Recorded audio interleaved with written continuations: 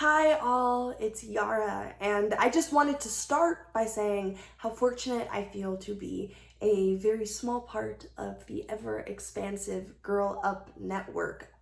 I remember the first time I attended an in-person event was a few years ago, or okay, if I'm doing the math correctly, I was 16, so wow, 4 years ago, I entered an incredible conference in Washington, D.C., and I was so moved because I entered a room filled with my peers, aka you all, who are doing incredible work, not only locally in your own neighborhoods and communities, but globally.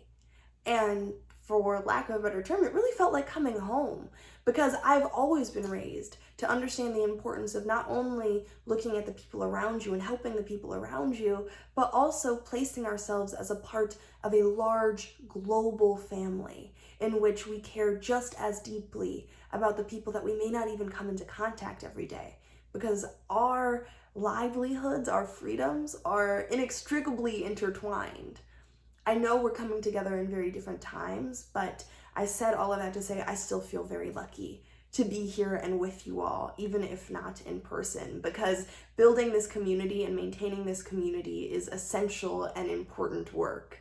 So I wanted to take a second to one, acknowledge the crazy times we're living in. I know other people have, but it's pretty surreal to be coming of age in a time in which we are dealing with the ever-present fight for racial justice amidst a pandemic, while we are reworking what academic institutions should look like, reworking what we need to be doing for environmental justice, caring about our immigrant families and friends, and figuring out ways to support them so that they have the right to call these places our homes. We're thinking about our friends globally who are all engaging in a fight for freedom.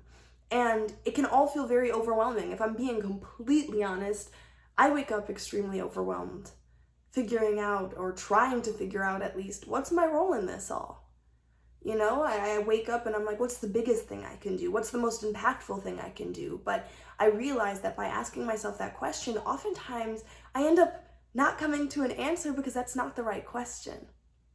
It's easy to focus on intended impact, especially in a world in which we can quantify all of our change. If I go to Instagram, I can see exactly who liked, commented, and shared my message. But that's not how the world works. Of course, we need people on those platforms, but it should also be inspiring to know that it's not about what the perceived largest thing is that you can do, but what's the thing that you can do that only you can do.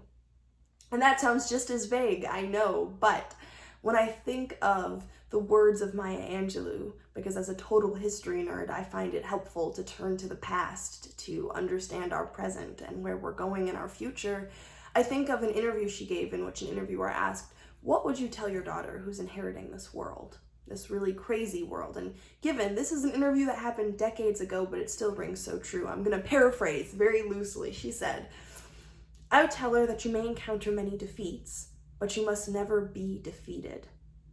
It may be necessary for you to go through defeats to get over. And I would tell her to laugh a lot. And those couple words really hit me the first time I had heard them, because they reminded me not only is defeat something that we must rebrand completely, because there's no such thing as being defeated. Oftentimes, I feel as though our perceived defeats have actually been our greatest catalysts for action. The times in which we come together the most, come together the strongest. But also those words in which she says, I would tell her to laugh a lot. It was something that I hadn't considered prior, about just how revolutionary our joy is. And so when I think of, in this time in which we are all trying to figure out what we can do right now, that the best way to identify how we can be of service to our world is first identifying what our personal passions are. And oftentimes, our passions are the perfect entry points to being socially engaged. It is the perfect entry point because you end up finding something that not only brings you joy, that brings you a level of happiness that can help push you through these hard times, but you also find something that is so individual to you that you do the work that no one else can. Because we're not meant to be doing the same thing, since that would be redundant. I again turn to the past when I think of the quote from the great James Baldwin in The Fire Next Time, in which he says, "Do you really want to be integrated into a burning house?"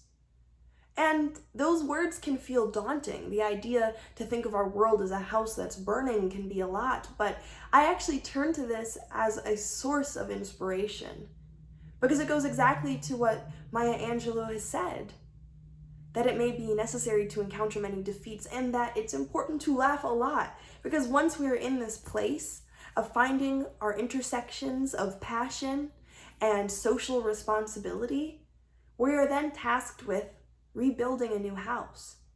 But we get to rebuild it with tools that have never been given to us before. We are crafting tools of access and intersectionality. We are crafting tools that ensure that inclusivity is the foundation of everything we build.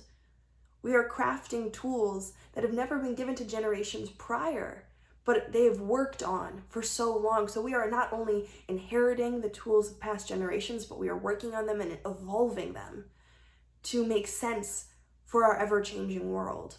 Tools in which we're no longer just talking about equality. Of course we are, but that's not it. We're also talking about equity. We're also talking about the complete reconstructive act of justice. And when building a house, it is the most perfect analogy because no two people are doing the same thing. There's some people that are doing that foundational work. There's some people that are interior designing. There's some people that are trying to figure out the plumbing and the very roots of how to make sure that this house is anchored on steady ground. There's some people trying to figure out, how do we make this house feel like a home? And all of that is absolutely essential. So whether you are inspired to do legislative work, if you're in the space of thinking about voting rights or immigrant rights or LGBTQ plus rights or the rights of so many intersections that are oftentimes forgotten or overlooked, whether that is through your art, your activism, your rallying cries, your songs, your STEM work in fixing the biased space of technology, just know that whatever you choose to do, you are partaking in building the future. And you should unabashedly be rooted in your passion. Never let anyone make you feel bad for how you choose to move forward, because we are in this together and we need each other. I'm so inspired to be a part of a network of young women like you, because you prove to me every day the fact that we're going to be okay, because we're not only building a world that we can survive in, but we are building a world in which everyone is ensured the right to thrive. I can't wait to see you on this journey. I know we'll connect soon. Much love.